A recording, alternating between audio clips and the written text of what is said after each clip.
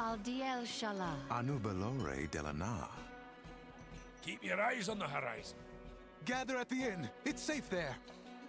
Our hospitality is yours. All guests are welcome here.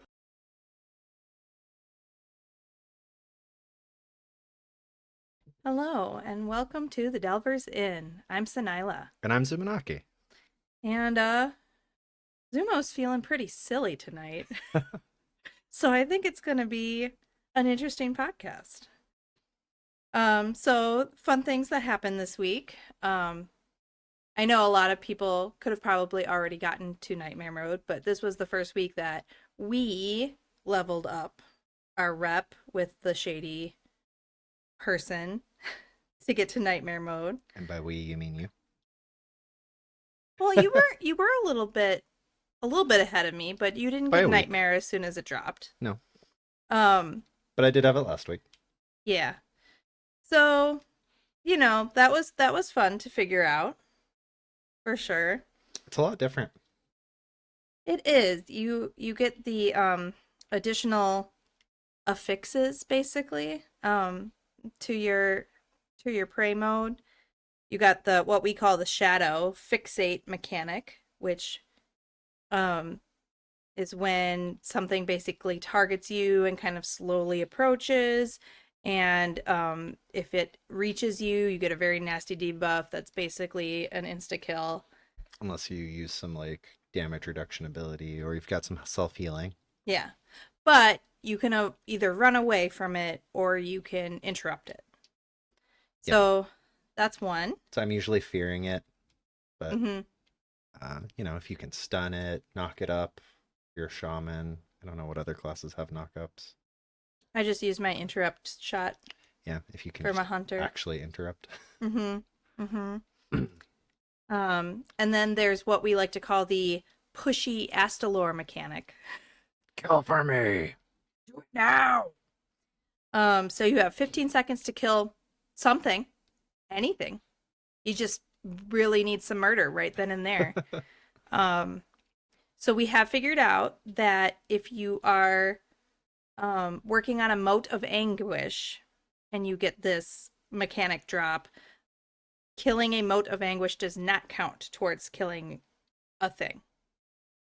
However, a critter does. So if you can find a critter in the nearby vicinity, that counts as murder most extreme to cause anguish. Yeah, I saw that if you have the critter cannon toy from Legion that summons a critter, yeah, you can kill that critter and that counts as well. So if you're just in the middle of nowhere, you've got no chance of getting to that mob in time, you can just summon a critter at your feet and put them out of your misery. Of their anguish. If you are already engaged with a mob and it pops this mechanic and you finish your fight with that mob, that does count as well. So it doesn't have to be a new target. It just you have to kill a target within that 15 seconds. Yeah, I love it when that happens. Yeah. I feel like the smartest person in the world. I was already gonna. 4D chess, Astalor. Mm-hmm. Right up here. But you can kind of anticipate a little bit when it's gonna happen. I feel like I can. Yeah, you seem like you can. I did not get the same sense of this, but explain your game. So, I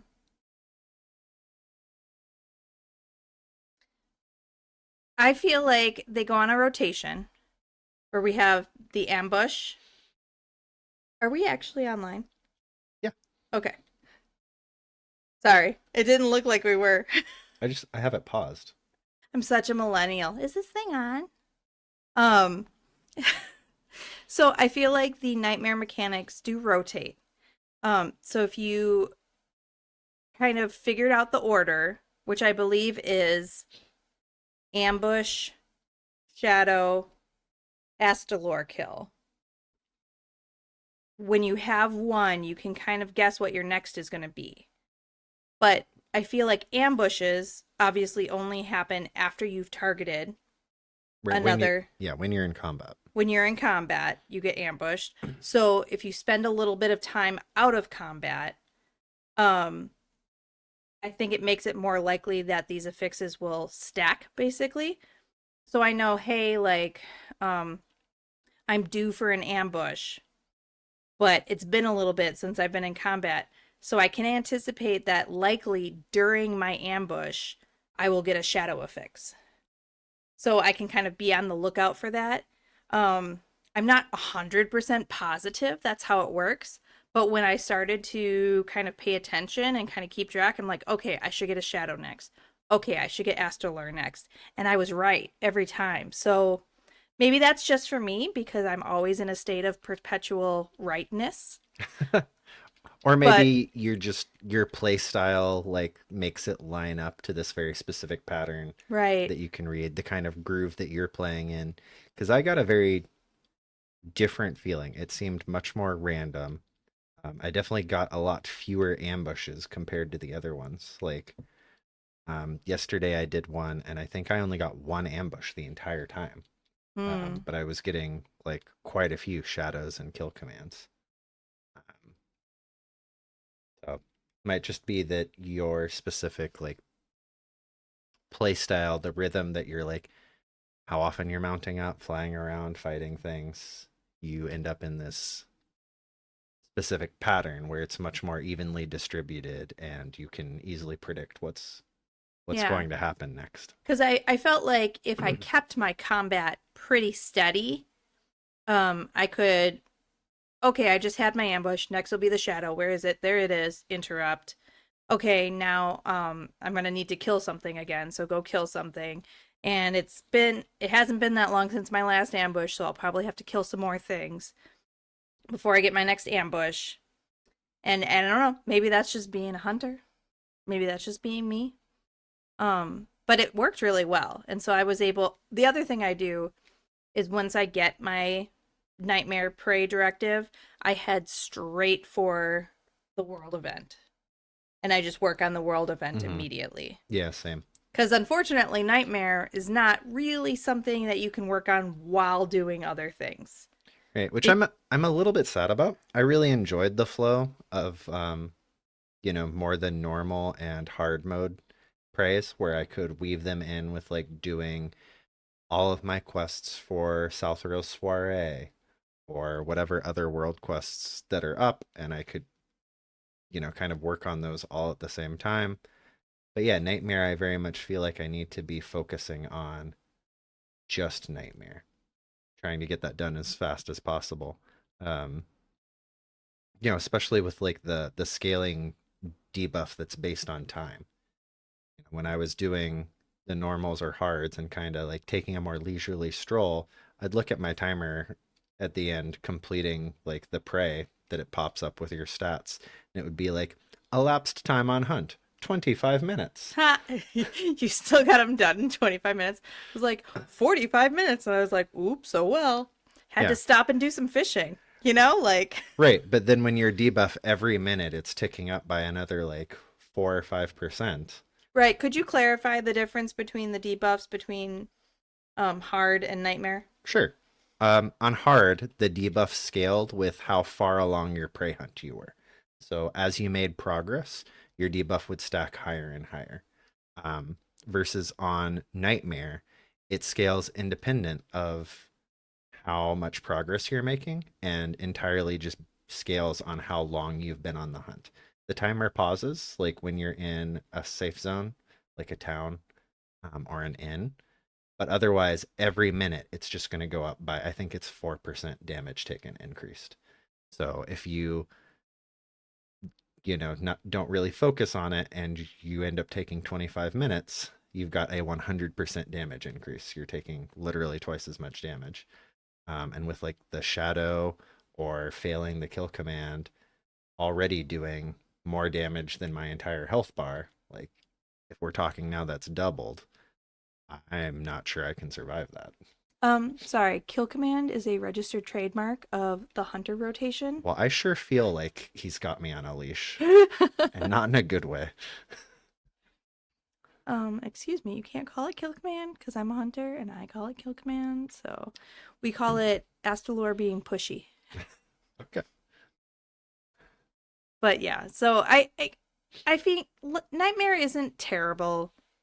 It's a little annoying, but personally find it like it worked out well for me this last week because it filled up my vault very nicely.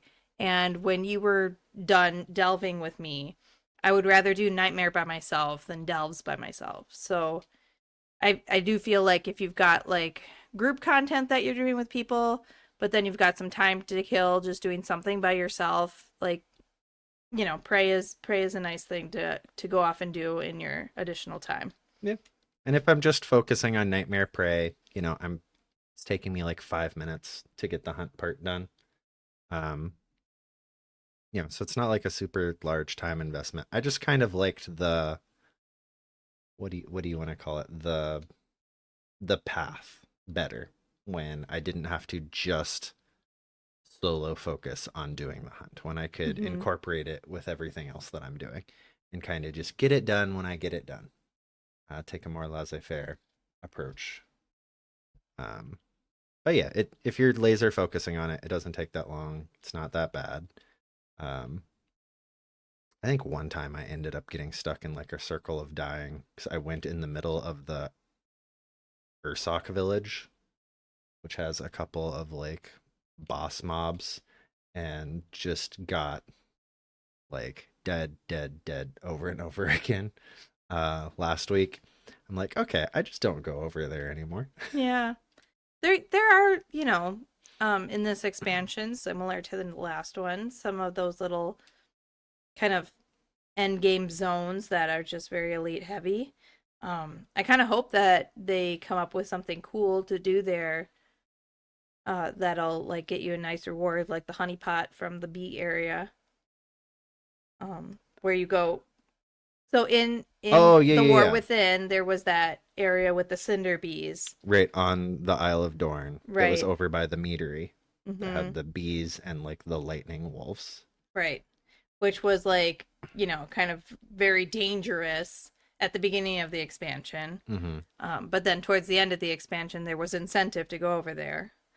So I'm hoping they'll come up with something fun for those areas. See, my incentive to go over there was present at the beginning of the expansion because you could trade in all of that honey for a bee mount.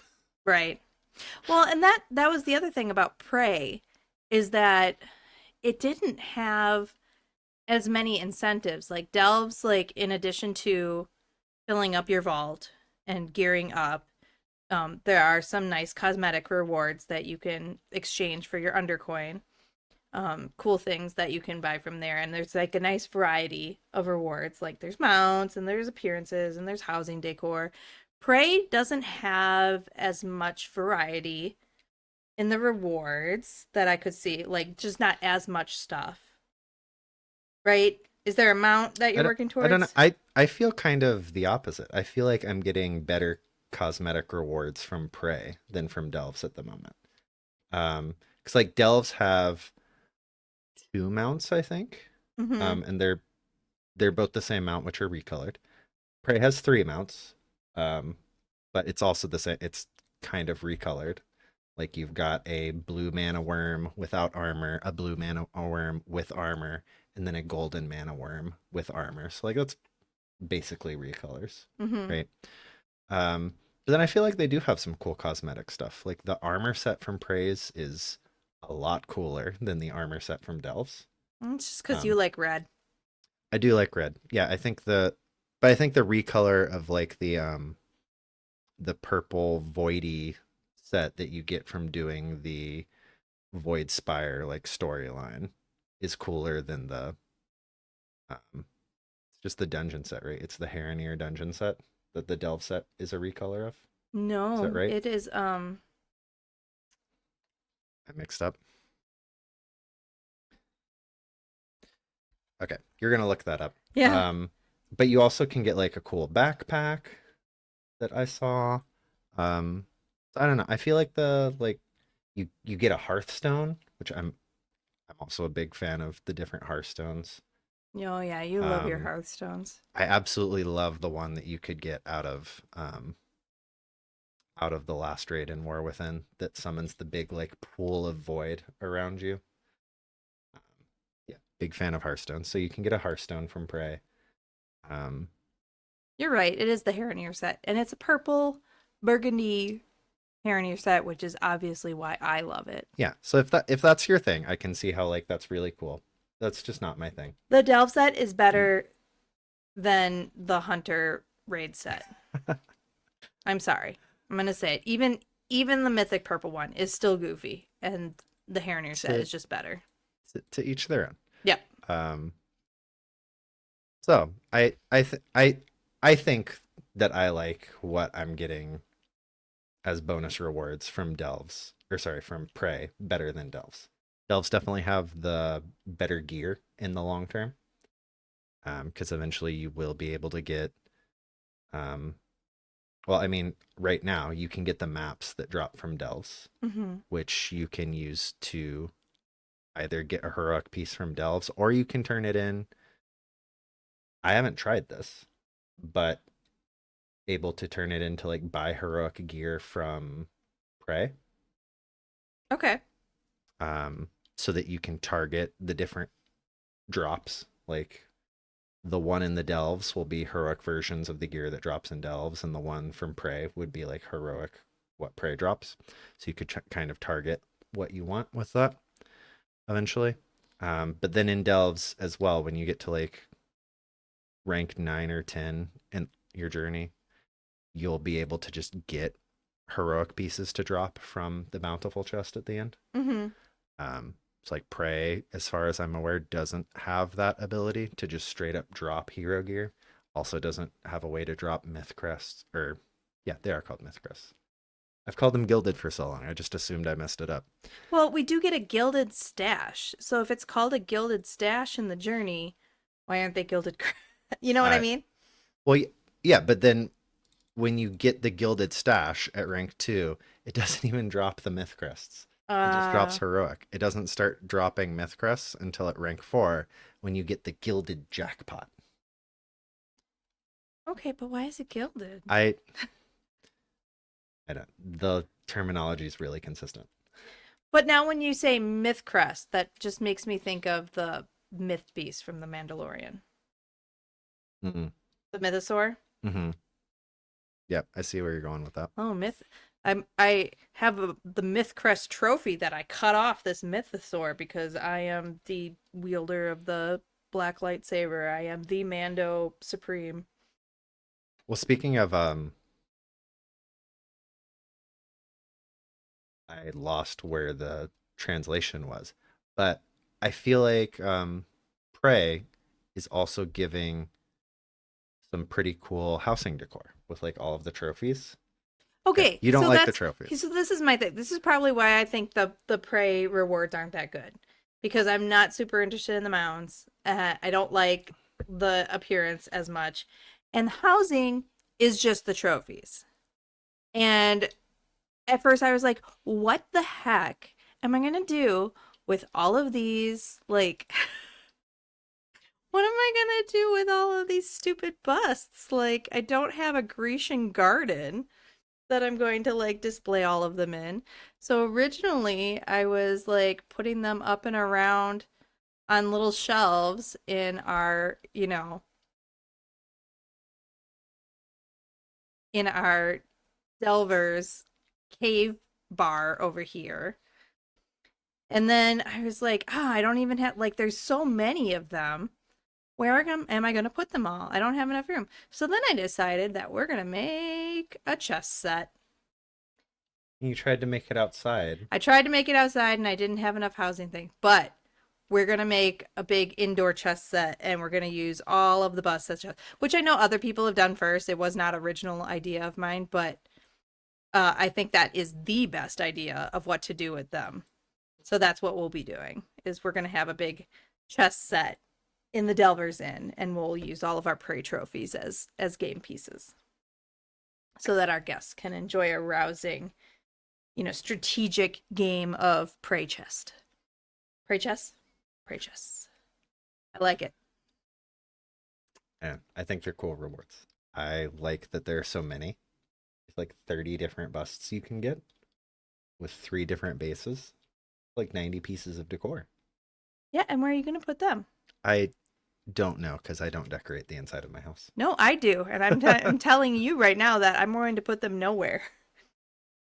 I'd almost like a small chess set instead of a giant one. Can you shrink them really small? You can shrink them pretty small. Not like actual chess pieces size. Not quite. They're going to be a little bit bigger than a 2-scale chess set. Ooh, you know what we could do is like line them along some kind of spooky spiral staircase a la Haunted Mansion.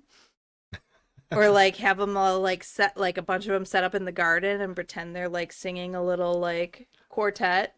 So don't close your eyes and don't try to Mhm. hide. So good. It would be fun. Yes, I think so. Okay, that's what I'll do at your house. We'll do chess in the inn, and we'll do Haunted Mansion in Zumanaki's Undead Forsaken. Tell us a little bit about your house, because I think it's a really cute story. There's a story. There is, yes. Like, it is part of the backstory for your character.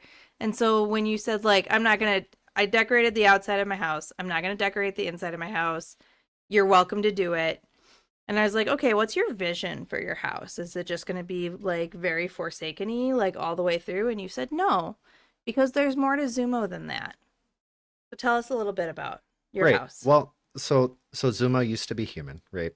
And he was a member of the Magi of Dalaran, right? He went to school there, was originally a mage, and was present when Arthas showed up and sacked the city. And so that's how he kind of met his fate. And I hadn't really thought about like reaching back out to that past of his. I kind of felt like bridges burned by all of the humans' hatred of the Forsaken. And it was really the end of, or I guess the middle of War Within, where you go to the island that Dalaran's pieces kind of shattered and rained down on, and you're trying to clean up everything, recover what was lost. And it kind of ends with all of the mages of Dalaran having shown up and responded to the call and sending away all of the little boats for this mass funeral that they're showing, and everybody starts channeling their magic. And then Zumo's right there with them, being accepted and treated like an equal, and he channel his magic as well. And for the first time that I've seen in World of Warcraft, he doesn't channel the purple of his shadow magic or the fell green of his demonic magic, but he reaches out with that bright blue arcane magic that he hasn't used in decades. And just really opened up that idea that maybe that chapter of his life doesn't need to be closed behind like a door that was slammed and then locked shut forever. So I definitely wanted some of that reflections of his past. Like Lordaeron wasn't always, spooky, scary skeletons and giant spiders. Like it used to be a living, lovely country. So reaching out to that past, like of being from Lordaeron, of living and studying in Dalaran, and kind of reopening like a chapter on that. Yeah. So I decorated your housing interior with a lot of like Lordaeron blue. Cuz I know Stormwind is, also very blue, but Lordaeron had some blue theming, heraldry, if you want to say. Right, like on the cool shield that you could get from oh gosh, when did that dungeon come out? Was that Wrath of the Lich King when we went and did the Purging of Stratholme? You could get that giant shield with like the Lordaeron L on it, and it was all in gold and blue color motifs. with like the big crossed swords behind the shield. Oh, that shield was so cool. Yeah. I definitely would have had that if I wasn't playing a warlock. So we put like some Lordaeron tables, and they are a little bit Forsaken-y tables, but you know, lots of blue drapery, and then we did some Lordaeron lanterns that were not with the fel fire, but with the regular The Orange. orange and red Yeah. flames. orange red flames. And then you of course have your alchemy lab, but then you also have a little bit. Nobody's supposed to know about that. No, like your Zumo's not an alchemist. Zumo Oh, is a that's right. tailor and an enchanter. That's right. He has never been an alchemist, and because undead can't be alchemists anymore. Got it. Yeah. Ever since the frowned upon. Wrathgate, that draws very heavy suspicion. Nope, no alchemists here. No siree. Just So a we tailor have- and an enchanter. We have your tailoring enchanting workshop, which definitely does not have a secret door to your alchemy lab, which is also where we stashed all of your fel stuff. And you have your little arcane library. Because I love all the, like, people have made some incredible libraries, but there's a lot of really good stuff that lends itself to like kind of a Dalaran style arcane library. I really love the little whirlwind of flying books. Like, that's always really, really cool. And then we have your silly playroom where we just put all the wacky stuff. So we got some goblin stuff in there, set up a little table to look like a PC gaming station. All of the like bright, colorful, kind of silly things. Great. And that was another thing that kind of thinking about that whole storyline of picking up the pieces of Dalaran and trying to move forward kind of opened my eyes to, the way that the things that I do and the way that I play Zumo versus like who his character is. I hadn't really thought of him as somebody that had a really playful kind of silly side. But I have this very long-standing history on Zumo of having all of these very silly disguise toys and running around with them, just looking ridiculous. Stand up and show us your cape. My cape's not silly. What are you talking about? This is an amazing cape. This It is the has- best cape in the game. It has a very cartoony style skull on it in red and purple, and then the skull is outlined in green. And it reminds me a lot of like Hot Topic, like more cartoony type, Skelly, Makes you me, know. It makes me think of Grim Fandango. Okay. I have no idea what that is, but yeah. So I think you do display your silly side, and I wanted your house to reflect that. I definitely don't have a lot of a lot of toys like this Way too on many. my hot bars. Nope. Or Although this one was great. if from you the last want expansion. if you want to be close to my heart, of course being a mushroom or a spider is going to endear yourself to me. I think you have those hot on your hot bar because you wanted to like fit my newest aesthetic, right? Yeah, That's why for you sure. have those specific toys on your hot Mhm. bar. Yep, for sure. Oh man, Ganon or Gammon. Gammon. He's You- not going to take over Hyrule. Well, I mean, it would be appropriate if he did because that's another one of your favorite IPs. Up until Breath of the Wild, but we don't talk about that. It's fine. It's fine. It's just not what I want. Yeah. So, how do we get on this tangent? Oh, the We're housing. talking about housing. Yeah. Yeah, the housing decor from the And- Prey system. Mhm, and the Yeah. silliness. So now that I've like found a purpose for all of the busts, I guess that's fine. But I really like cozy stuff. So give me my teacups, give me my dishes of hot steaming cozy food for my banquet table. Those are all the things I want. You don't want hardcore housing. Hardcore. All right, tell us about. So today is April 3rd. We are 2 days out from the April Fool's tomfoolery. Explain to us what happened on April Fool's. So I got a little bit. because I woke up on April 1st, completely forgot that it was April Fool's, and started looking at articles and stuff, and just kind of not really paying attention. So I did see the April Fool's article um, just very quickly, like didn't read it very much. All I saw was something about like people are able to have tails now, and I'm like, oh, okay, I guess that's kind of cool.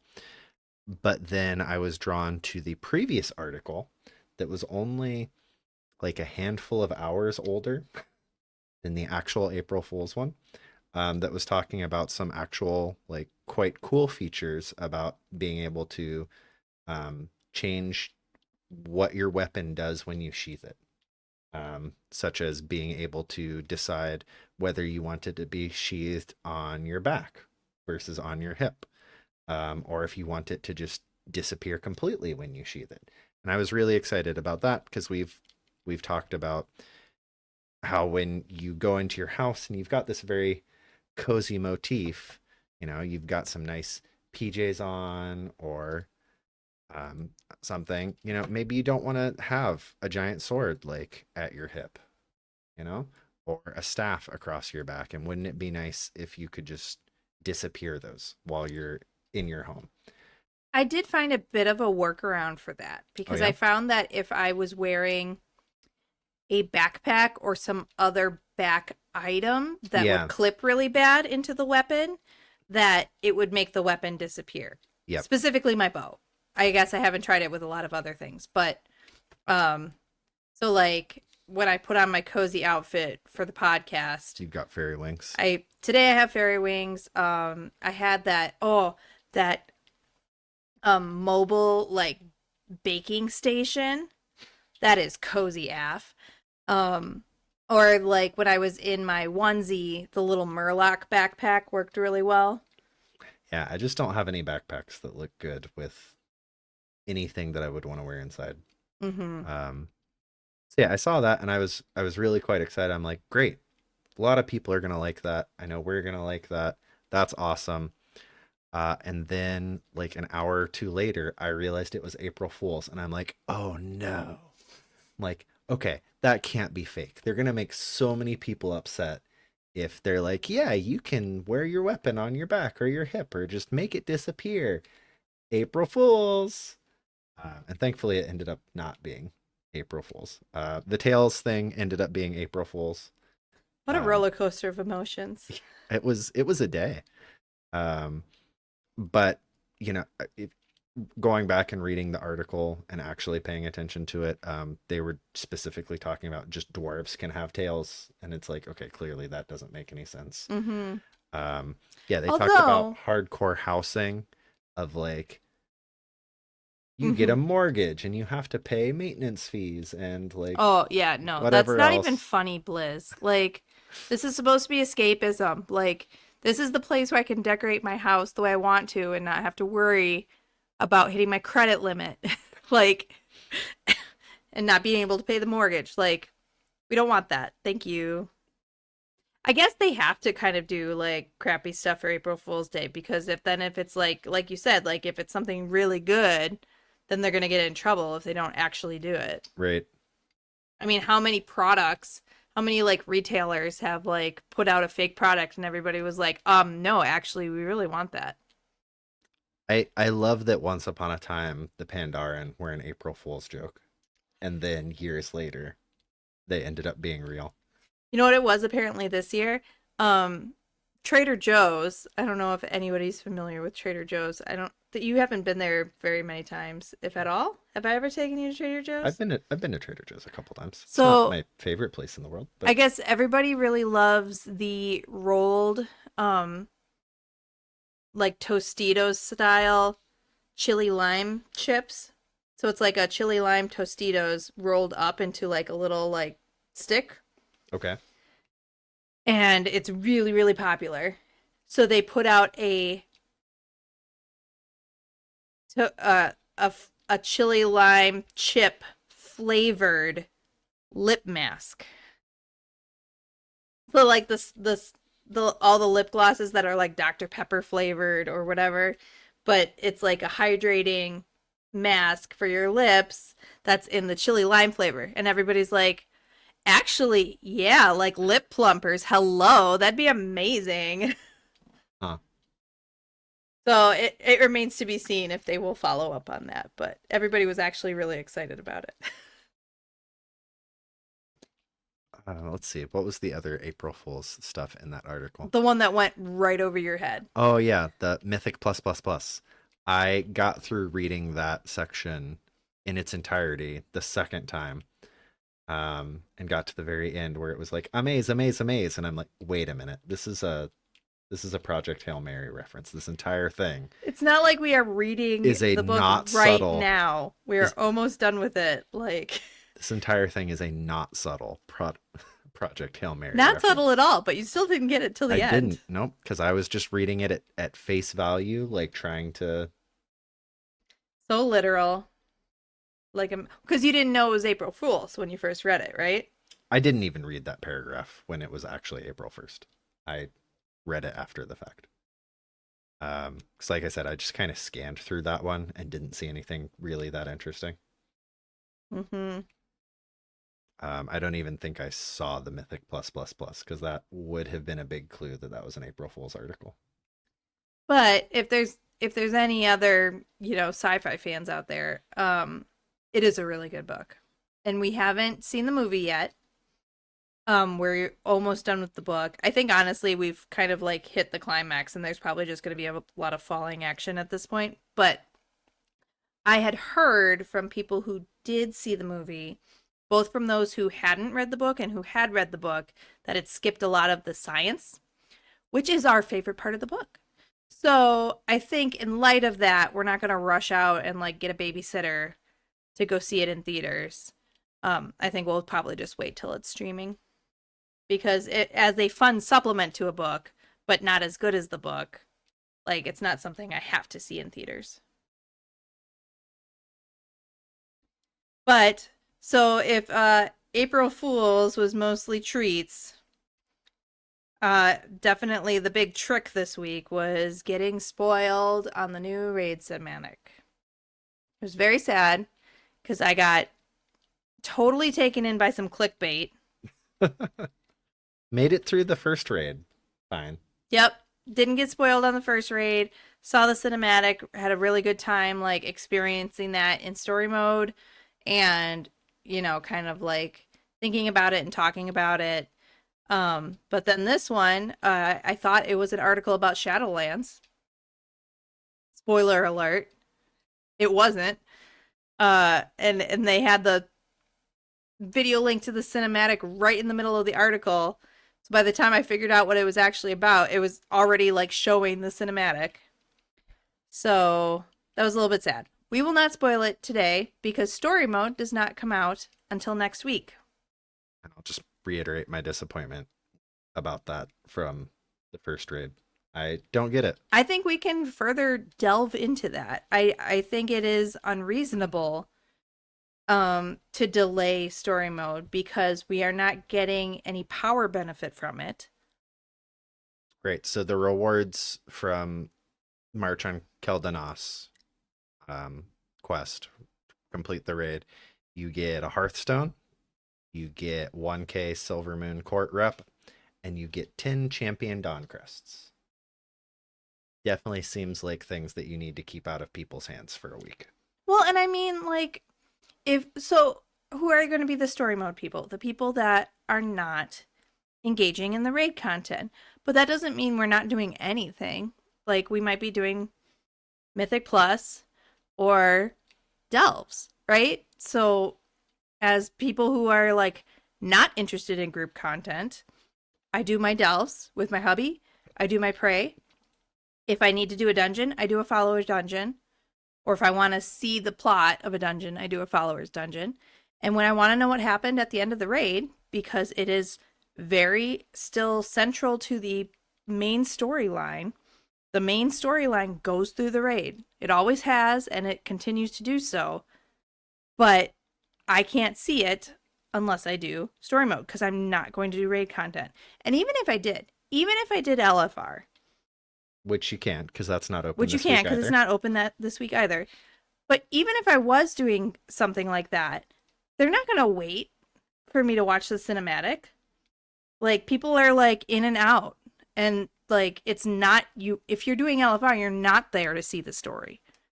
So I really don't understand what benefit there is to delaying the story mode, because it's just people's understanding of what's going on. And so if you're, I don't know, watching the Race to World first, are they gonna like stop and like respectfully show the cinematic and like have a discussion about it? No, like that's not the point of what they're doing. So why not just let people experience the story as it happens? Right, and not have to worry about how do I make sure I don't get spoiled for a week until story mode opens. And we can get Yeah. into this more next week too, but if story mode doesn't actually even give you the full context, then it's extra disappointing. Because if I wanted no context, I would just watch the cinematic on YouTube. Right. Yeah, I think for the first time since they introduced story mode, which came about in War Within, right? It was Queen Ansarek was the first time that we had story mode Mhm. in Nerebar Palace. So I think all of the raids in War Within did story mode really well.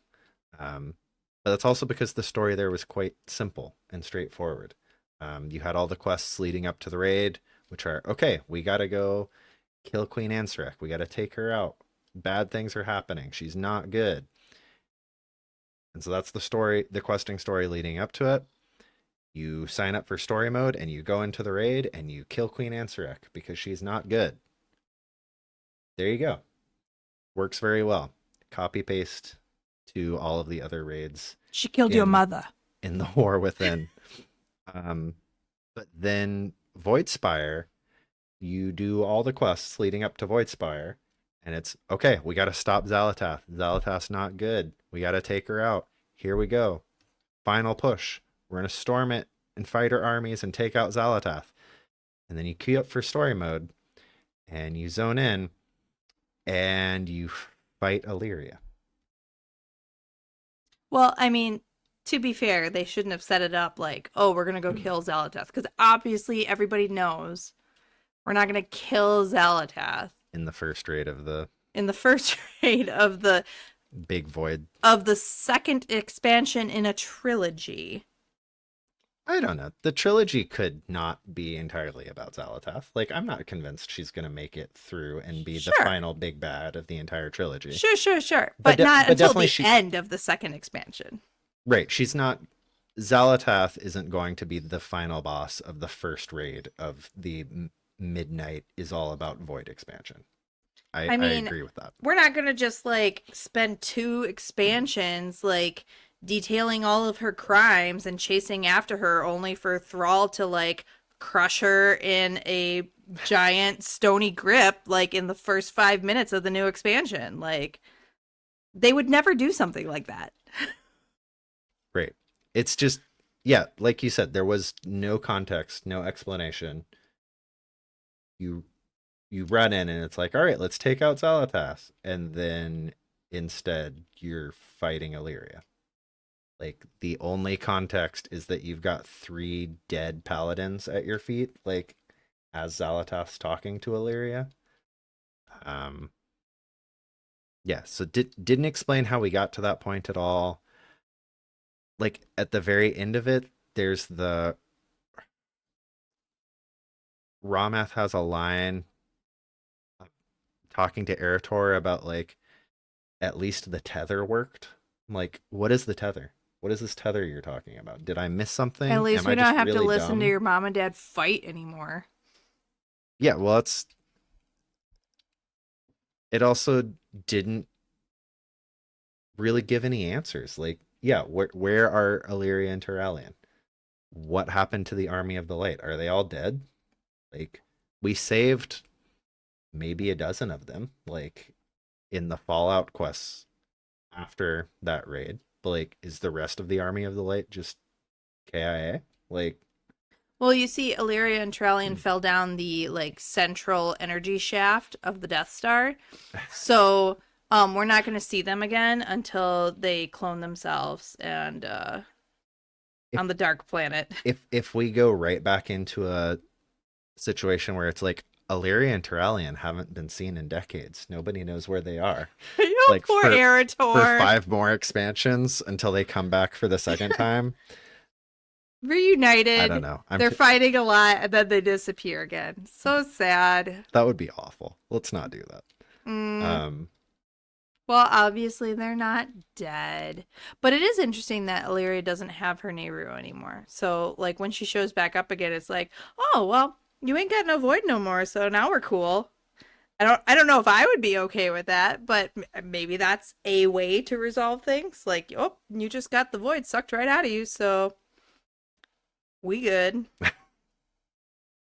Yeah, that's gonna be interesting. Yeah, no context, no real like closure or follow up, just a lot more questions. Like, I don't know. I'm gonna give it an F minus. Like, story mode did not do a good job with this raid. I mean, that is pretty typical of a lot of raid bosses. Like, if there's a chance we might need to use them for a future plot device, they don't die. They just jump into a portal or... Yeah, but it's like the 5th time with Xal'atath. True. But no, we were like... I mean, Iridikron is still out there. Rocky Dragon Boy.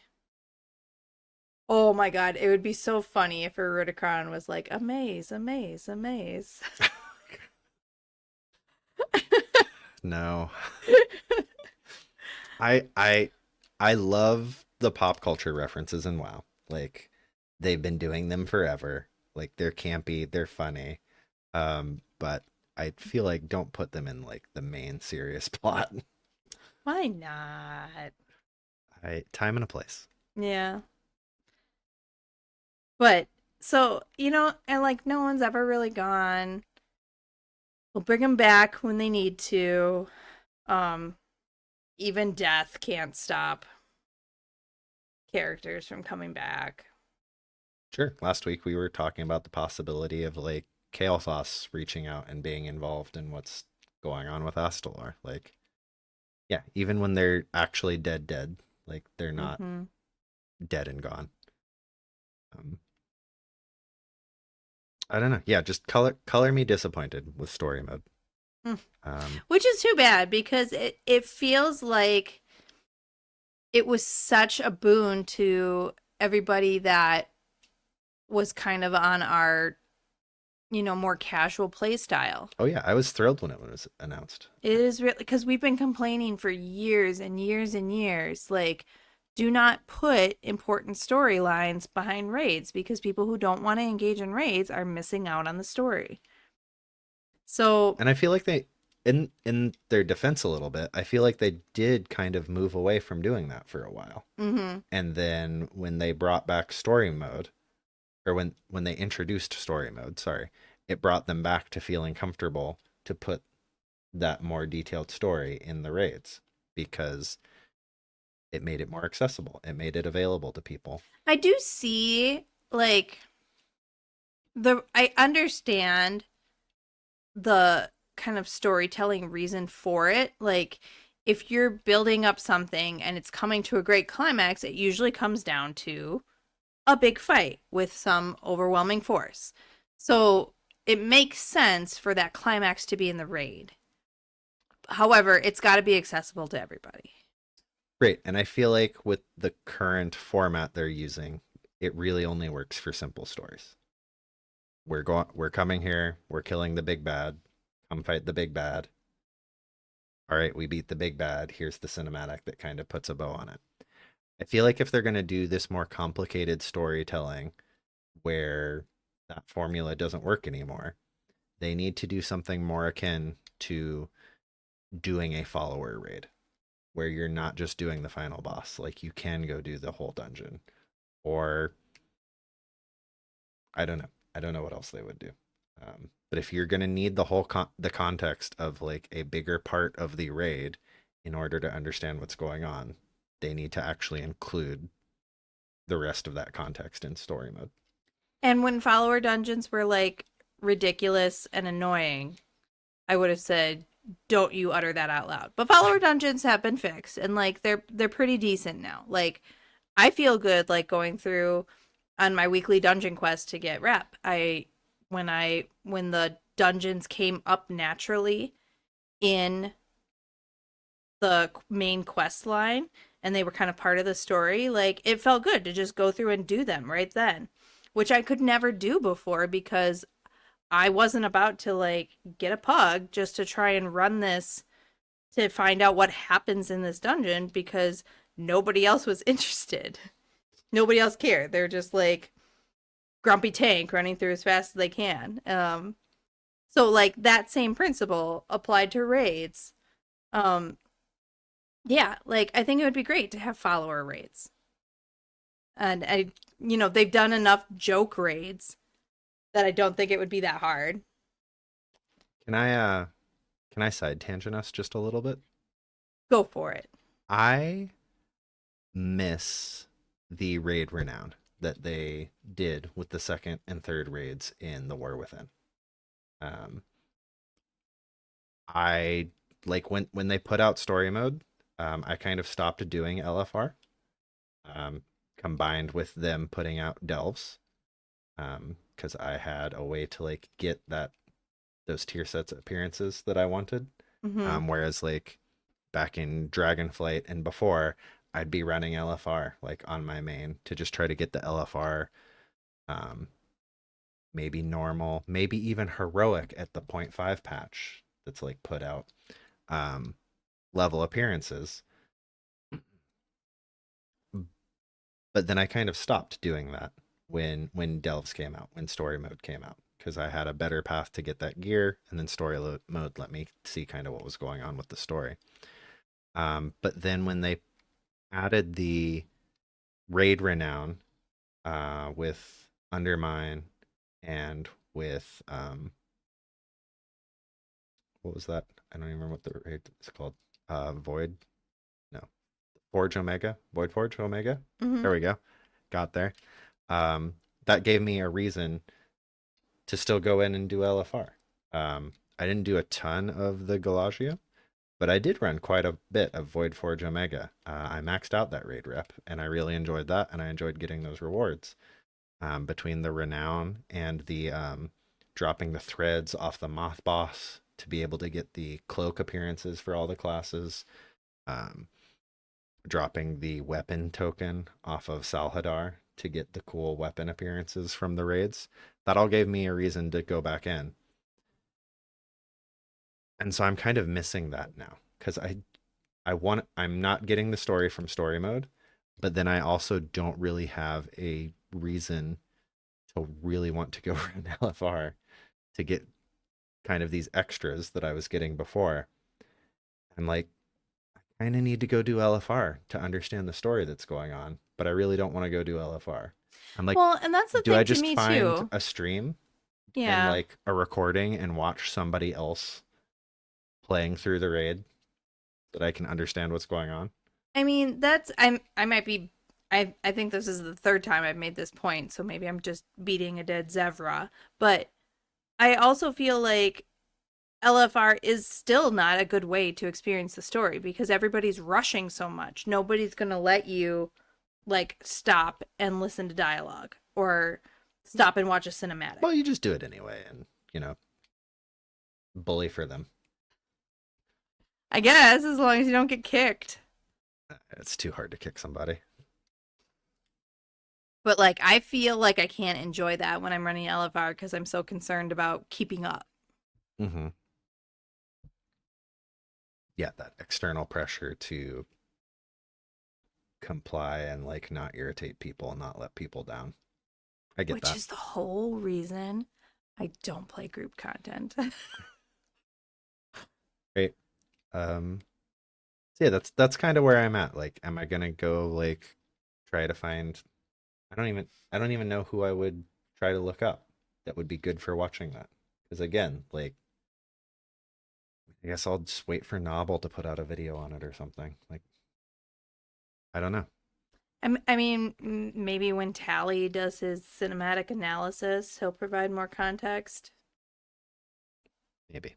Maybe. I'm just, yeah, now I'm the one beating a dead horse. I'm just disappointed with the level of story that story mode has given me with this raid. Because it feels like a bone that was thrown, but the bone was not meaty. It's like too picked clean to really be of like good use to the Delvers. Right, and maybe I've just been eating too well in the War Within. Maybe. I got too used to Life was good. It was. The delving life was good. Well, and like I said, the story mode, like it gave me everything I wanted. By doing that, just the final boss of those 3 raids, I feel like I got all of the story that I needed out of them. And that's just not the case here. There's a lot more story and a lot more context that is missing to get from point A to point B of, all right, we're going in and we're going to fight all the Xal'atath bosses and stop Xal'atath's invasion, to, okay, I'm just here and fighting Illyria for some reason. And yeah, then there's a cinematic and like, oh, are they dead? Are they not dead? Is everybody else dead? What's a tether? What is the tether and why did it work? Well, the conversation that you missed was like, oh man, we need another, character turned raid boss. Well, Sylvanas isn't here. And nobody even knows what Verisa does, so I guess it's got to be Illyria. Right? Like, It's been building up for a long time of like Illyria being with like hints and Oh, true, because the light is good and the void is bad, so obviously she has to be a raid boss. just all of this like, oh, the whispers, like in I think audiobooks talking about like how Eretor is her anchor that like keeps her from not being overcome to the whispers, with like the implication there like, oh well, if anything ever like happened to Eretor, she'd just become unhinged and like overcome by the void. And that's not what happened here. I mean, she's a mom. She'd do that anyway, right? But yeah, I feel like there was enough like alluding to it that if at some point Illyria wasn't overcome by the void, I almost would have been disappointed. Like, yeah. I'm not surprised that it happened. I'm just we didn't get to see any of it. We just went straight to the Illyria's bad now. She's bad now. And she's clearly not bad. Like she's struggling, she's fighting like against it. She's not just like full evil mode, like trying to murder us all. It was just weird. Needed some more context. Moving on, because I feel like yeah. Oh, so we had a new delve this week. Right, that opened up following that story after doing the raid. Going back to that part of the Isle of Keldanos that we were on at the very beginning of the expansion, when the giant void monsters all showed up and we were like, yeah, we got one. And then Xal'atath just laughs and summons 3 more. And we're like, okay, run away. So went back there. I think it is kind of cool that the legendaries that you gathered up are there for you to use some of. A good number of which are from the original Kael'thas boss fight. That they just kept all of those on hand. Apparently they don't another disintegrate. reference to Kael'thas. Weird. Apparently they don't just disintegrate in 2 minutes like they do in there. Or maybe that's the little like bubbles that they've got them in. Some time magic preserving them going on. But yeah, I went and did that by myself. And how did that go for you? It went okay. The whole thing up until the boss went perfectly fine. But then the boss didn't go so well. And I still don't really know what's going on. I find myself kind of wishing that there was a parallel of like the dungeon or raid journal for delves. Because neither of those you really have to go in blind, or like if something just one shots you, you can look it up and see like what happened. And in delves you just can't. I remember we did what was that, Atalaman together. No, it wasn't Atalaman, it was the Crypts. Oh, Right, would you say that makes Delvers more elite? No. Then maybe dungeon, because we just go in blind to the boss battle and just figure it out as we go. Most people go in blind to dungeons and raids anyway, and like just have to be told what to do after they die the first time. But it is weird that there's no resource to try to figure that out. Yeah, like we went into that. It wasn't a Talaman, it's the other one. Is it us? Are we supposed to be the resource? I don't know. That's not what I signed up for. But the final boss of the Amani Crypts, or whatever it's called, I'm gonna look up the name because it's bothering me. But she has a like cone attack, and if you stand in it, it just one-shots you. Twilight Crypts. Oh, I thought you were She's the looking up troll. literally the name of the boss. No, how would I do that? There's no general. There's no. Yep, you're right. And it's not always the same boss, depending on which like story variant you're on. So yeah, she has like a cone, and if you stand in it, you just die and get one shot. This boss, I have no idea what was happening. He doesn't do a whole lot. He does have a cone, but otherwise he just summons 3 like little void walkers. And every time he did that, my void walker disintegrated, like just instantly evaporates. And like these things weren't putting a buff on the boss. They were just like chain casting Shadow Bolt. But my void walker would die before like their casts finished. I have no idea what was causing that to evaporate. And then it kept happening fast enough that like, okay, the first time I do it, I can use Fell Domination to like make my Void Walker cast be very, very fast and instantly get him back. But then after that, like my Void Walker takes like over 5 seconds to summon. And the boss just comes over and like starts hitting me like a truck. Eventually I run out of like cooldowns to reduce the amount of damage I'm taking. And after like the 5th or 6th time that this happens, like the boss just kills me. So I try it again with similar results. And on the 3rd try, I'm like, okay, this isn't working. Let's change Valeera to damage, and we're just going to try to Zerg it. And that ended up working in the end. It was a very close call. Got kind of in that same situation, and now also don't have any healing from Valeera. But we end up getting him. I still have no idea like what was causing the boss to do so much damage when these little Void Walker guys popped up. Because it wasn't the Void Walkers. They weren't hitting hard. It was the boss. Like I said, he wasn't getting a buff. He wasn't getting empowered. Like these things weren't channeling a spell on him. Like the oh gosh, that boss down underground in the big spider city. Like you'd get to the final boss that was a big faceless one. No, not the Underkeep. It's like a big Nerubian city, and then at the end of it, there would be 3 Nerubians, and they were like summoning a faceless one. Okay. And then he'd like during the fight, another Nerubian would show up and like start channeling a spell on him, and he'd get like twice as big and really powerful, and you had to go like kill the Nerubian and stop them from casting it. Or interrupt them or whatever. So they weren't like casting a spell on the boss. I still have no idea like what that mechanic actually was.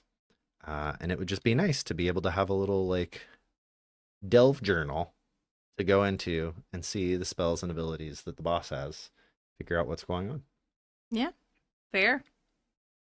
I did it on tier 9 because I'm not silly enough to think I'm just gonna like waltz into a tier 11 right now by that myself. that you've never done before, and you Right? have no idea what it is. Why not? That seems like a reasonable. Well, also when I decided to like, oh, I just want to see the new Delve, it wasn't bountiful, so there wasn't like a lot of incentive for me to do it at a higher tier.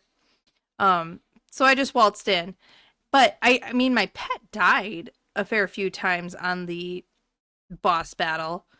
But that's also kind of been a thing in this expansion. Like Is that your pet just always evaporates? Yeah, like Revive Pet is somewhat on my rotation, so I didn't really notice much of a difference. How long does that take you to cast? Not as long as yours. What's your spell length? I'm actually curious. Oh, okay.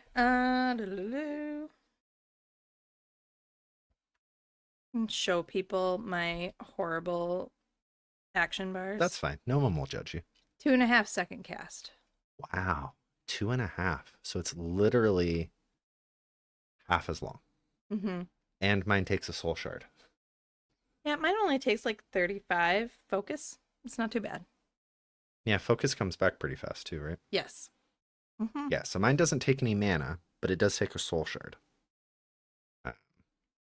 Which, RNG, whether that comes back or not.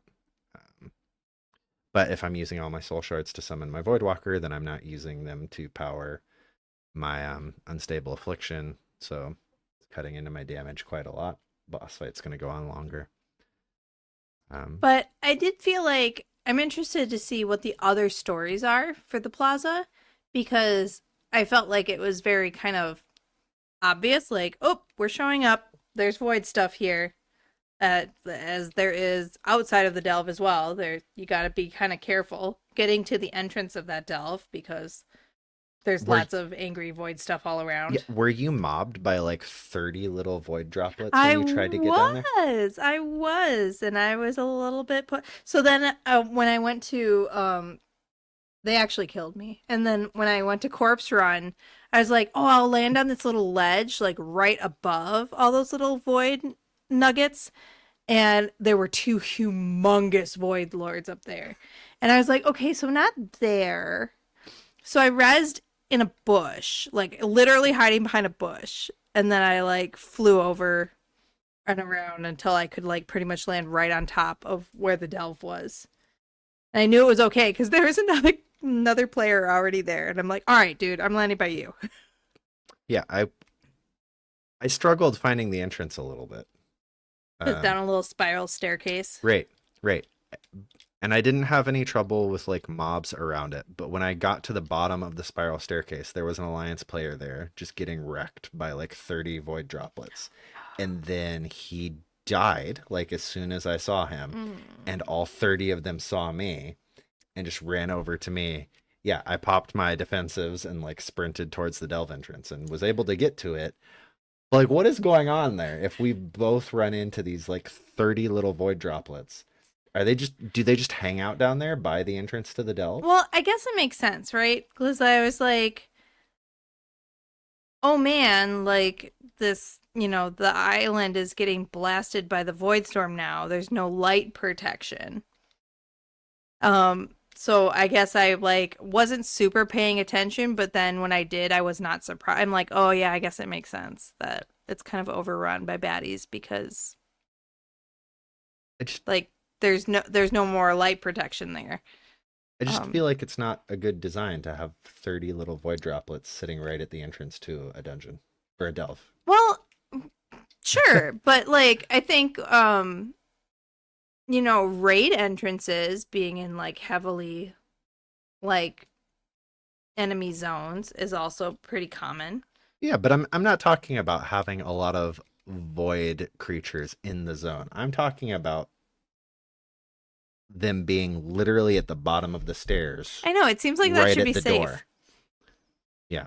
Yeah, I hear you. Because then, like, what happens when you leave the delve? And you've got a loading screen. Because even when we were going like to Nighthold, there were like a ton of mobs inside down like the corridors. But as soon as you got to the bottom of the stairwell, you were safe to enter the raid. Talking about the different storylines. So I did Holding the Line, which sounds like you did the same one.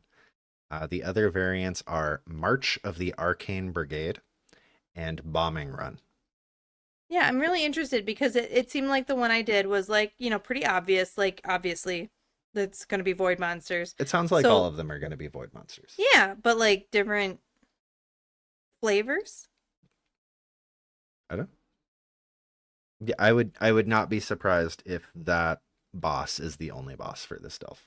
You know what would be really funny is if an old god showed up. Like, hey, excuse me, like, we've been trying to void this planet for millennia. You think you can just come in here and like just blast void energy and not invite us to the party? Like, we need some tentacles up in here. Okay, so 2 comments off of that. First, aren't all the old gods dead? Question mark. Nah. Never. No one's Can't ever ac- really Can't gone. actually kill a void. Well, or an people old are god. still walking around with the Eye of N'Zoth on their forehead. You can always get alt timeline N'Zoth to show up because we visited him. But we have at least fought all of them, right? Like there aren't any. N'Zoth was the last one that we like hadn't really addressed. N'Zoth is And alive he's- and well. He's been tweeting, and he says that news of his demise are greatly over exaggerated. I love that he tweets in all caps. like favorite. donut. I am yelling, Carl. It's my favorite part. But also, so second comment, we had that thing where we got to go back in time to the Black Empire and like see all of the old gods banding together to like they were all so upset with Xal'atath and her betrayal and like binding her to the knife, right? I think they would be really upset. What the heck? We put this person in the knife. Why wouldn't you stay put? Why would anyone let you out? What is happening? Now she's gone and killed like an actual void lord. Yeah, we always make the joke of like, do you want old gods? Because this is how you get old gods. Mm-hmm. And the old gods are over here like, oh my god, do you want Xal'atath? This is how you get Xal'atath. Like, don't do this. Once We she did shows, it. she's impossible to get rid of. Yep. Well, some of it is our own fault because people want to keep seeing the feetsies. They're not even her real feet. They're the feet of a corpse that she possessed. She Her pulls it off well. her tattoos are really cool though. Yeah. Or like, are they tattoos? They kind of look like ritual scars or like burns. I'm just saying, well, so I think the coolest part of Xal'atath's costume is obviously her little balls, but she could never have a cat because the cat would just be like playing with those. I'm still stuck on her facial markings. What do you call a tattoo that you like burn into yourself? Is that a brand? That would be a brand. Mm-hmm. Yeah, they look like void brands. Like a really cool font. It's really well done. I think that's my favorite part of her character design. I'll leave the Zally toes to other Others. parties. I'm just saying, between like the AI and Dungeon Crawler Carl and all of the thirsty folks in this game, apparently, I don't know what's happening to my content. It's just taken over by feet. What's happening is that next week is Noble Garden. Oh, fine. You know what? I should hide some eggs around the inn. That would be fun. Do they have egg decor? On That would be super cool. on the store they do for buying the terrible Oh. Haas. Shh, shh. I already Boo. no, I already did it. Don't don't shame me. I already have them. There's no shame. I mean, I guess we don't know what's actually coming with Noble Garden. Maybe there will be some Noble Garden decor because that would be super cute if you could buy like egg decor and hide it around your house. They have the eggs that you can buy already to like set up your own egg hunt, where like you buy it for a certain cost and Mhm. then you can sell the eggs for 90% of cost. Right? Set up your own egg hunt. I think it goes all the way up to you can buy an egg for 1,000 gold, and then whoever loots it and sells it can vendor it for 900 gold. Oh, okay. So yeah, you can set up little like egg hunts for yourself, but it would be cool if you could set up some like egg decor in your house for Noble Garden. Yeah, so I didn't get it specifically for the eggs. Like it came with some other stuff as well that was very like cottagecore. But look at this. Look at this little gnome egg. Look at Gnome him. egg? What is I can't okay, I can't see that far. You're gonna have to like jump up and zoom in. But what is a gnome egg? It's a That sounds egg. terrifying. No, it's an egg that is like kind of painted like a little garden gnome. Not like a Warcraft gnome, like a garden gnome. Okay, I need to stop looking at your screen. I just need to run over on my screen. I think that's the only one I put up so far is the gnome egg. Why did you even get it up there? Well, because when you're doing housing, you can just float stuff around. You don't have Oh, to I see. It's physically. like I don't need like a step it's stool like to a decorate my David house. the gnome. Decorated gnome. I thought you meant it's like a Warcraft gnome. No, I literally just said it's a garden gnome, not a Warcraft gnome. Well, okay. Because we've been very cottagecore lately, and so when I saw the like package of little cottagecore items that just happened to have eggs in them, and then I was like, I'm embarrassed that I bought this, and you were like, you shouldn't be embarrassed, and then you're like, oh man, No, can't I just buy eggs. yeah, because I'm hoping that Noble Garden has some egg related decor. Yes, that would be super cute. Oh, a basket? Oh, this is what the inn needs is lots of little baskets everywhere. Like the 90s. Do you remember those like they were from like a catalog, those 90s baskets that had like the stripe around them? Mm-hmm. And it was like every 90s mom's dream to like have like the special like catalog baskets. And my mom never had one of those, but I made her one in my Girl Scout, like a Girl Scout event. And I made her Aw. one that looked just like the 90s catalog basket because it was the thing. I think she still has that somewhere. But yes, I want some 90s tastic basket. A tisket, a tasket, a 90s style basket. We'll have to see what comes along on Tuesday. Noble Garden is one of the shorter holidays. It only sticks around for a week. Mm-hmm. So whatever it is, won't have long to get it. Well, luckily it'll take like 30 seconds for our kids to find all the real eggs, and then we can come log on to World of Warcraft. Yeah, Noble Garden doesn't start until Tuesday. Well, good. So- Then it won't interfere with our actual egg hunt. Yeah. So we can do our real egg hunt this weekend, and then in-game egg hunt starts on Tuesday and is around for a week. We have to go hide those next after we log off because we're doing the egg hunt on a Saturday instead of a Sunday because we have other plans on Sunday. So after this, we still have to go hide eggs Go for hide the the kids eggs. It's all right. We already got the scavenger hunt set up. for the basket. Yep. Mhm. They're not spoiled. Not at all. It's fine. No, it's fun. It is fun. So yeah, we had the new delve this week. We had Nightmare kind of going on if you hadn't already done it last week. And that's the last delve, right? We are not expecting any more at this point. Yeah, it was just the two that they were releasing after the initial expansion launch. So D'Arquay and I mean, it's good. I like it. I forgot that the Nightborn were originally going to be French. That does make the pun even better.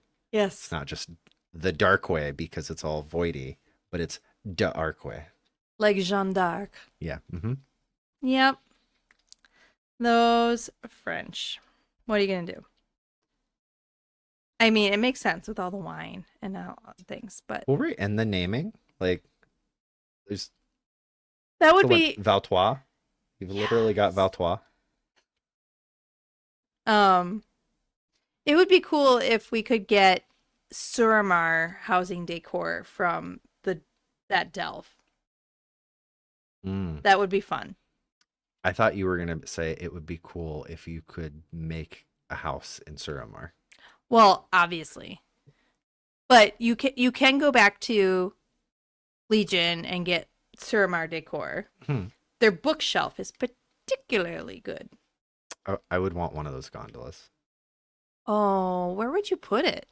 Well, my house is right next to the river. Like, I just park it there at the little fishing dock that I can definitely decorate myself, and it's totally part of my plot. Not even on your plot. No, I'll just put it upside down next to all Honestly, the fishing rods. for as like much a work, kayak to for all carry the work down. you went to get that plot.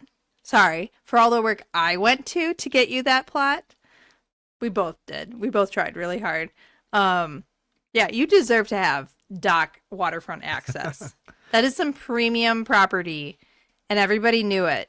So No, if I'll just park the gondola like up on the cliff, right where my house is, next to my fishing rod racks and my fishing barrels and everything else, and just like have it leaned up against a tree like a kayak or a canoe. Oh, cute. Will you take me for a gondola ride on our anniversary and serenade me by the light of the moon? Is that a toy you can get? I know you can get like Let's move the it. fishing raft, and you can get. Is there like a Tuskar boat you can get? So I don't know if you can get a gondola. It'd be neat if they added one. It would be cute. I think. Can you bring anybody else on your magic carpet? We could totally reenact No. a whole new world. No, it's not a 2-person mount. Ugh. I also don't think you can have second people in your fishing boats. No, I don't think so either.